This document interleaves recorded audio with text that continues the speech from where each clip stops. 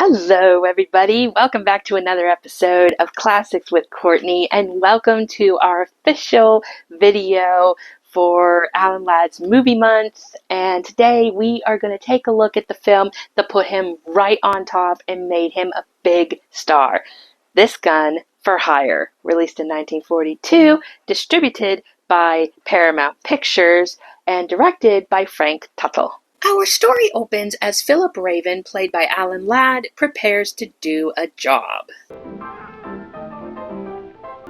Get out! Get out! Go on, beat it. Look at my dress! Beat it, I said. Ooh, tough guy. While I don't condone a man hitting a woman, in his defense, she did hit the cat first, and he was just defending the cat. By tonight, this would have been on its way to Washington. I'm even willing to forgive your boss that nasty little word, blackmail.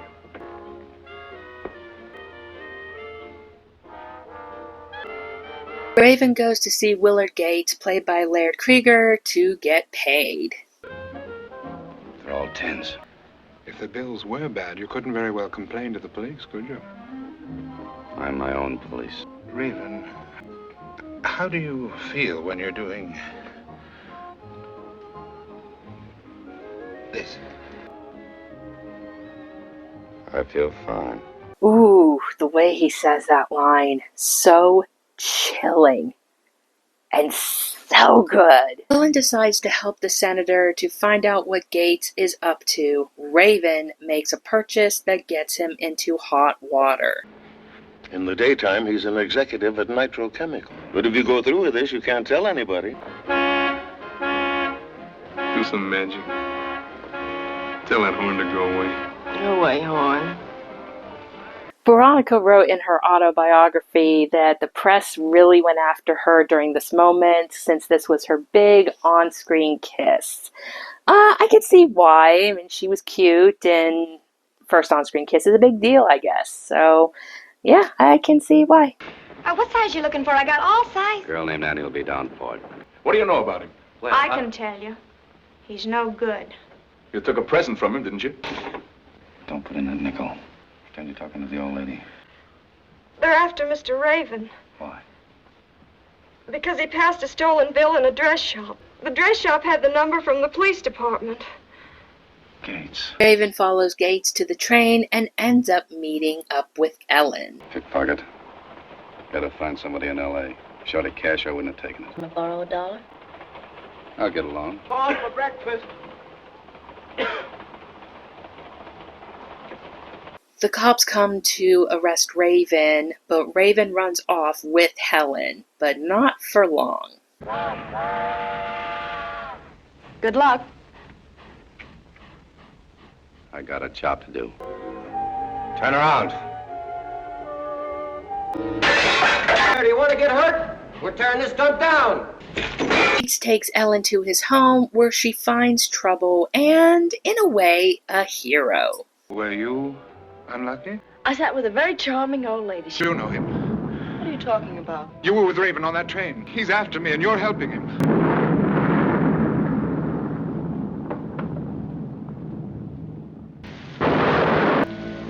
All right, get him up.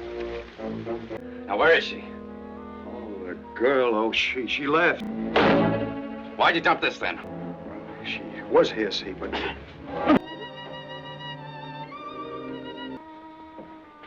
Take it easy. What's Gates got against you? He saw us on the train. Thinks I'm your girl. Come on. What for? He's eating there tonight, and I want to talk to him alone. I'm not gonna hurt you. You treated me okay. But you do what I tell you. You're a copper's girl.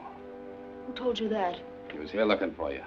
And you'd better stay away from me. Raven and Ellen run into Ellen's fiancé, Michael, played by Robert Preston, and Raven takes Ellen as his hostage. Gotcha, copper. It's Raven. Do what he says. There's a dragnet out for you, Raven. It won't do any good to hurt her, so use your head. You better stay put. Thinking about what you said. We both took a beating from the same guy, didn't we? Yeah. I think I know where he'll be in the morning. Where? You've got to tell me something first. I want to know what you've got against him. I did a job for him. He paid me off in hot money so he could put me where I couldn't talk. Your turn now. He said nitrochemical. Thanks. While trapped, we finally get a glimpse into Raven's character. Why don't you sleep for a while? It's no good. I'd only dream. Every night I dream. I read somewhere about a kind of a doctor. A psycho something. If you tell your dream, you don't have to dream it anymore. You wouldn't laugh if I told you, would you? I dream about a woman. She used to beat me. The old man was hanged. My mother died right after that, and I went to live with that woman. My aunt. She hit me with a red-hot flat iron. Smashed my wrist with it. I grabbed a knife. I let her have it. In the throat. They stuck a label on me, killer. Shoved me in a reform school, and they beat me there, too. But I'm glad I killed her. Don't kill anymore. You're just killing her all over again. That's all you're doing. You don't really want to get Gates. I want you to make him spill the whole works. Who's behind him, names, everything. I want a signed confession. That's more important than killing him. You know, when I first saw this movie, I wasn't at all impressed either with the character of Raven or Alan's acting. However, it wasn't until we got to the backstory that's when I began to care. That is when I really saw why the character turned out the way he did. He was failed by the family. He was failed by the system. Everyone around him failed, and it turned him into an assassin. And that's what he ended up becoming throughout his life. And it's sad, but this was the moment where I got Raven's character, and I had a different outlook after that. The following morning, Raven escapes and takes care of his job as well as Ellen.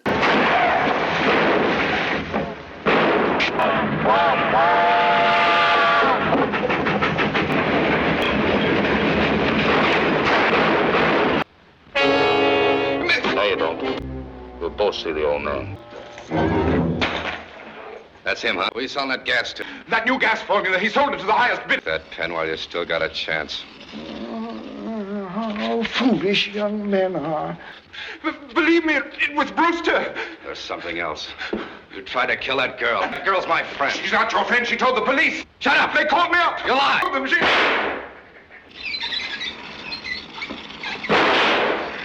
This was it. You didn't tell the cops, did you? Did I do all right for you?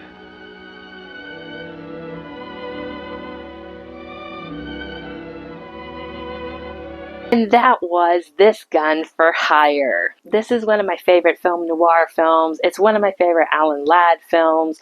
It's a great movie in my opinion. Does it have its flaws? Of course it does. But it's a lot of fun and I enjoy it. And the film came out, Veronica Lake was already mostly an established star. She had done bit roles, but she had then done a movie, I think it was called They Only Wanted Wings or something like that. I forget what the movie was called, but I know it co-starred Ray Milland. And that movie put her on the map and she had become a pretty big star in her right. So she was already kind of established by the time this film rolled around.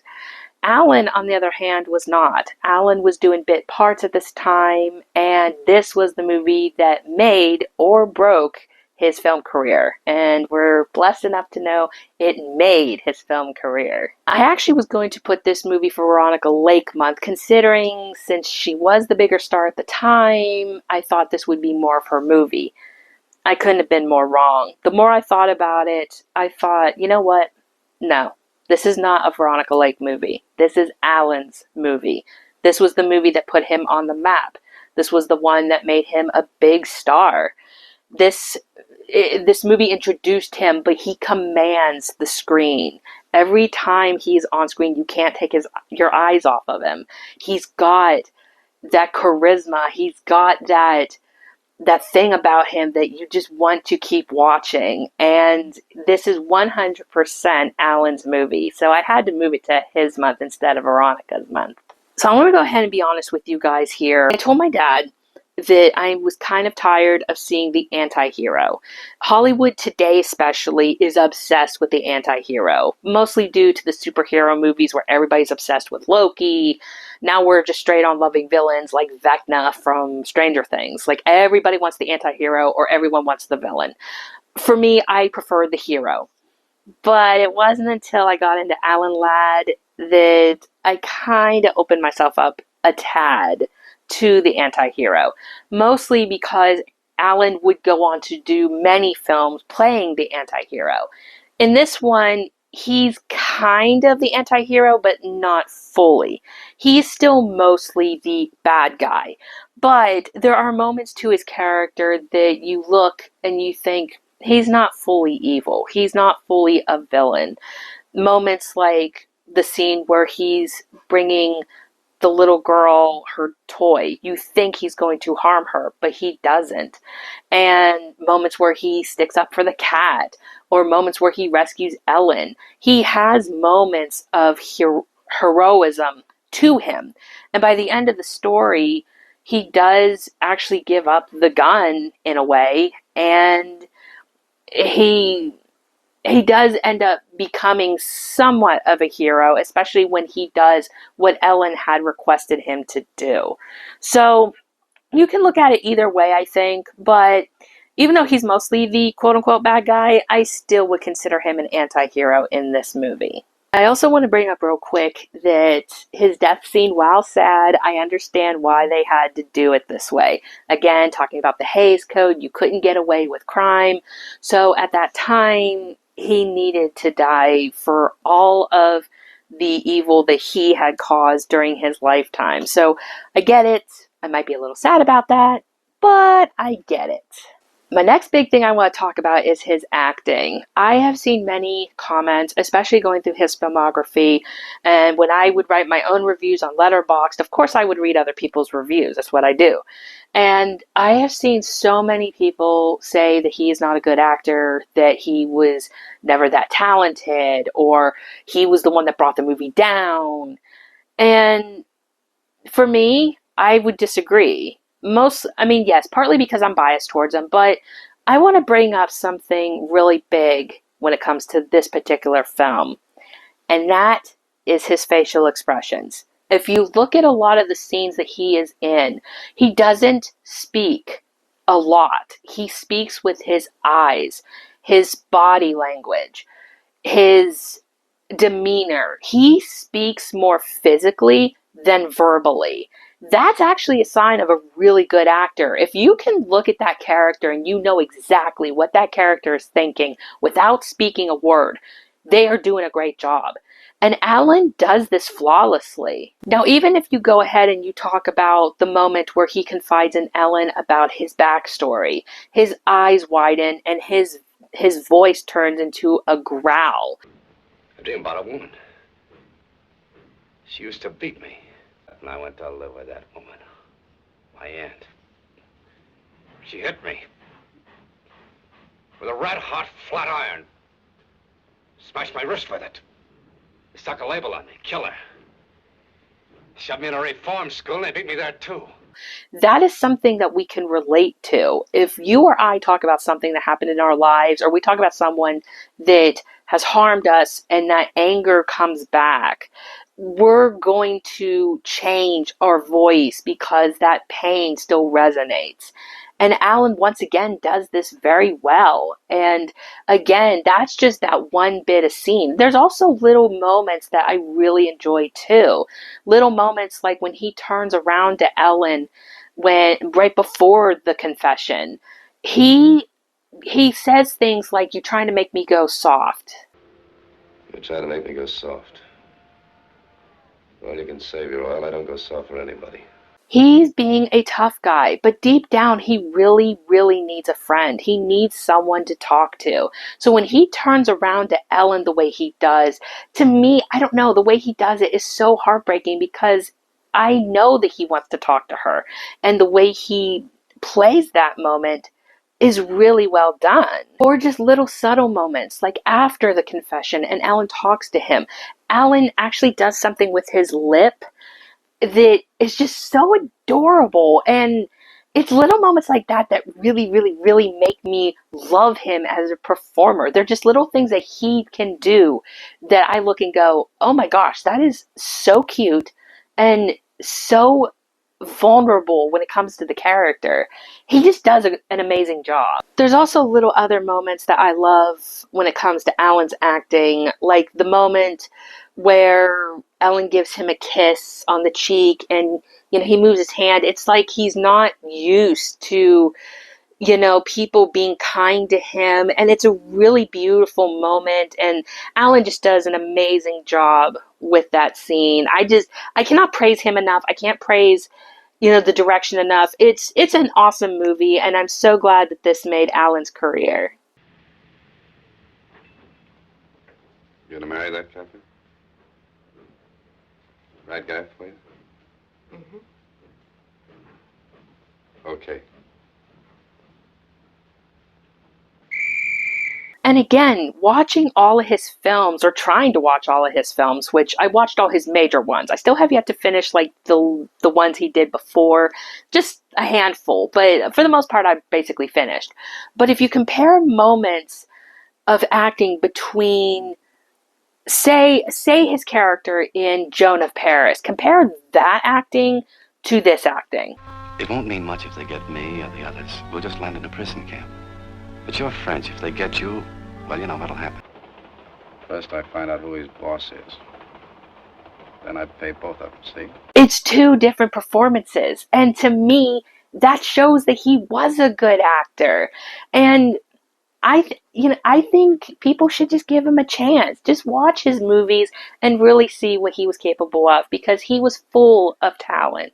Okay, aside from Alan, the rest of the cast is really well done. Veronica Lake, she was the reason why I wanted to see this movie to begin with. She is beautiful. She's got talent. She's lovely. She's got great chemistry with Alan. She works well with everyone around her, and I really enjoy her performance in this role too. I do want to point out that in Veronica's autobiography, she said that Alan dies in her lap. Now, they took promotional shots where this happens, but that doesn't happen in the movie. I would have loved to see that in the movie, but we do not see this in the movie. So, Veronica, what are you talking about? What I do love most, though, is hearing how Veronica made out with Alan, and I'm talking professionally. And she said they got along great. She said that, they both were basically aloof. They were quiet. They both had insecurities, but they were professional. They would come to work. Hi, Ronnie. Hi, Alan. And called it a day after that. But it was a sweet friendship, I think. And I just think they work well off each other. It's no wonder they put them in 4 official films, plus worked in like little bits here and there. But I love their pairing together. Lake and Ladd. This was before Bogey and Bacall, so think about that one. Okay, if I have any nitpicks about the movie, it probably would have to do with just teensy bits of Veronica's acting. Like I said, for the most part, she does a great job. But there's one particular moment that I'm like, honey, what are you doing? And that's the moment where she's at Gates' home. And she tries to leave, and one of his henchmen comes up, and clearly he's going to do something to her. And she just stands there. Honey, he clearly is going to harm you. Emote. Other than that, though, I don't really have much opinion of what problems I had. I think Robert Preston is pretty cool. I was also shocked to learn that the Robert Preston who would go on to do other films with Alan would also be in The Music Man. I did not see that coming, so I gotta add that to my list really soon too. If you haven't seen this movie, I definitely recommend it. It's worth your time. It's a short movie, so it doesn't drag. And that wraps up my review of This Gun for Hire. So let me know in the comments below what you guys think of this movie, if you've seen it. And if you haven't seen it, did I pique your interest? Or is this a gun you will not be hiring? Thank you all so much for watching, and I will see you guys in my next Alan Ladd video. Bye! Have a great and wonderful day.